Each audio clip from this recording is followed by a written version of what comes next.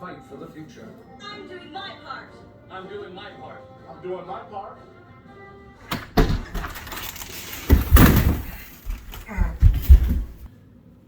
Oh, hey! You're back early from space. Moon's haunted. What? I said. The moon's haunted. Moon's haunted? Game over, man! Game over!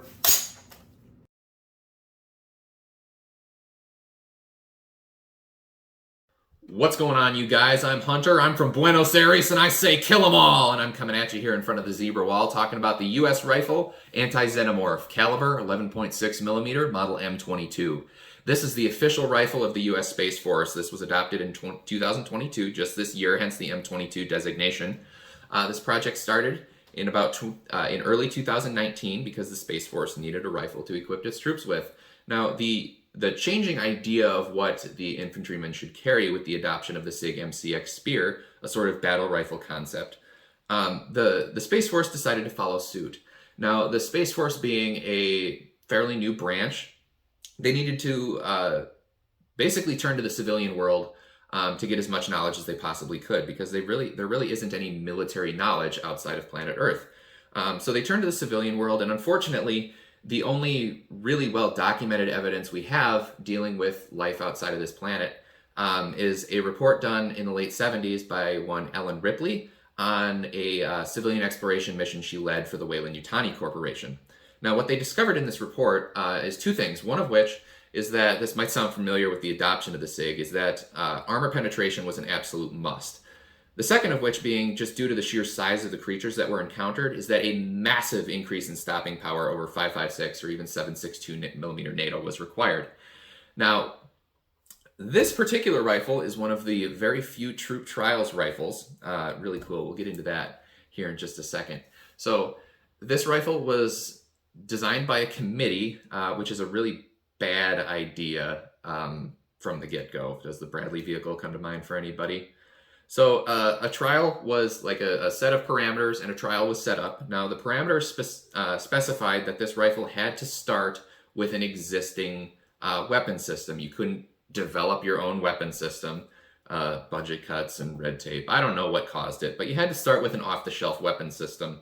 That left the AR-15, the AR-10, and the M14 as the options for weapon systems already on the shelf. And luckily, the Space Force Committee went with the proper 7.62 millimeter platform and chose the AR-10. They originally all started with Heckler & Koch receivers, but those were all cut up after the troop trials when these rifles were turned in. So I've got an Aero Precision M5 lower on this thing. So the committee started with the Heckler & Koch AR-10 lower, and they went around with, I'm sure, an aching in their hearts, or maybe chest pain, I don't know which, but they had to find an upper that would fit on the AR-10 lower that would meet the requirements of the trial with the vast increase in stopping power and the armor penetration. And luckily, they stumbled across the Kak Industries Magnum uppers. Now, they had a choice between 300 Winchester Short Magnum and 450 Marlin, and they decided that the 450 Marlin would be the best choice based off of that the Ripley report. And so they chose the 450 Marlin, and they put together the rifle in early 2019. It didn't look a whole lot like you see it today. It looked pretty standard. And they submitted it to the USSF brass. And they actually really liked the rifle. But this being the US military, they had to simplify and streamline the process by simply adding a few more requirements. I'm sure anybody in government knows how that goes. But the two requirements were, one, it had to have a less lethal option. The Space Force, going where no man has gone before, they wanted to be able to bring back alive, intact specimens for scientific study. So a less lethal option was added as a requirement. The second, and I cannot make this shit up, they wanted to, quote, make the rifle look a little more spacey. So the committee took the rifles back and spent yet more time and more money fitting the new requirements. So they put this is actually a Strike Industries cookie cutter muzzle brake. And they put Mauser C96 style grips on it, so clearly one of the committee members was a fan of Star Wars. And for the less lethal option, they actually came up with, well, they contracted with a company called G-Wax, who normally made monolithic polymer lowers for AR-15s. Contracted with G-Wax to make the less lethal option, and they developed what was called the Mark I sedative launcher. Now this thing, it was a dart that had a big capsule behind it that was propelled by a CO2 cartridge. And yeah, we'll get into that a little bit later, but they put an underbarrel sedative launcher on it, did it up pretty much as you see it. They all were issued with Weyland-Yutani red dot optics, and they were submitted back to the USSF brass. And the USSF brass really, really liked the rifle, and they ordered 25 of them to give to the Colonial Marines for troop trials. So right off the bat, as soon as these got into the Colonial Marines' hands, they ran into a few hiccups. A lot of the hiccups with the rifle itself ended up being due to the ferocious recoil of this thing, and I can attest to that myself, having fired this rifle pretty extensively. So the first issue that they discovered was actually a problem with the optics. Like I said, these were all issued with Weyland-Yutani red dot optics, and we're extremely lucky to have one of the original optics here, because during the troop trials they discovered that these things were like Weyland-Yutani builds better worlds, but builds a really, really shitty optic. And most of them in trials actually broke, which is why these are so rare these days, is because all of the broken ones were pretty much thrown away, and the ones that didn't break were actually destroyed. This one I actually got from the Colonial Marine that I got this parts kit from. This is the original red dot for this parts kit. And he said that within the first 2 rounds, yes, 2 rounds out of this thing, if you can hear that, that is actually a lens floating around in there that broke out of the middle of this thing within 2 rounds.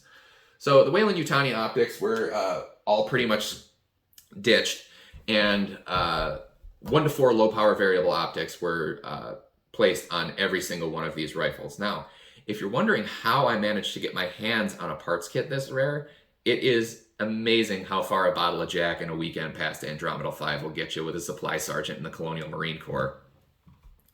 But the other problem that they discovered, these are Colonial Marines we're talking about, and the other problem was with the less lethal option. 1, the Colonial Marines don't really vibe with the less lethal thing as a concept as a whole, and 2, they just discovered that just like G-Wax, the company itself, their launcher that they designed was an absolute complete and utter failure. Now, I do, like, the Master Sergeant in charge of these, the Colonial Marines, actually wrote a review and submitted a report to the brass specifically about these launchers. And I'm going to read you his words exactly. This is the Master Sergeant. I quote, "When it came to whatever that underbarrel thing was supposed to be, we couldn't even get the piece of shit to work. The shells weigh about as much as a shotgun slug and are just as big. The fact that we have to carry separate CO2 cartridges as well is beyond ridiculous. Slow to load, when we could get the damn thing to work, which was rare, mind you, the dart went maybe 30 yards. I swear to Christ, if me or any of my boys gets their asshole licked by an alien bear because of this goddamn thing, I'm going to sue them into the ground before I skullfuck them." Wow, what a rave review. So the Mark I launcher was pretty much a failure and was ditched, and they went with, you know, standard accessories. But what I really like about this rifle in particular is the field modification that was done to it. So the Colonial Marine that this was issued to actually, instead of just throwing away the whole thing, he actually reused the Mark I bracket and pistol grip and just put a Streamlight Super Tac flashlight in it with a thumb switch, which I think is really, really cool. I really dig the Colonial Marine style of ingenuity.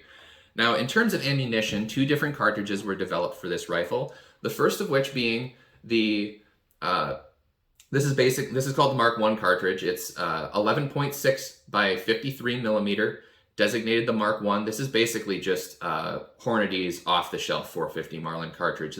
They call it the Mark I bullet, but in reality, it's just a 325 grain FTX expanding bullet.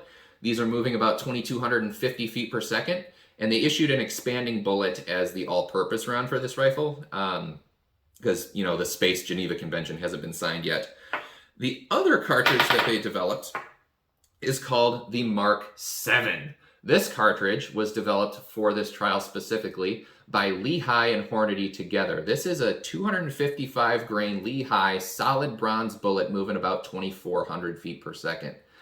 Now they picked this they picked this particular bullet because this round is designed specifically for Xenomorphs. Now it has a solid bronze bullet because you get both armor penetration, you get the additional stopping power of the 458 diameter bullet, and you have corrosion resistance of the bronze.